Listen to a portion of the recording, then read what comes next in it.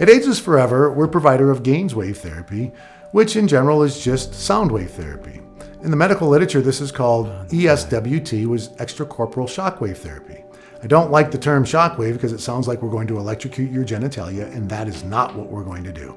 This is gentle sound waves designed and proven in medical literature to improve blood flow to the tissue. It does this in one of three ways.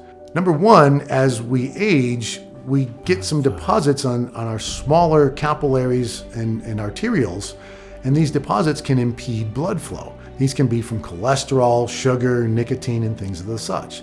The sound wave therapy helps to remove these. Number two, the sound wave therapy also encourages the action of something that lives on the inside of the blood vessel, which is called nitric oxide synthetase, NOS.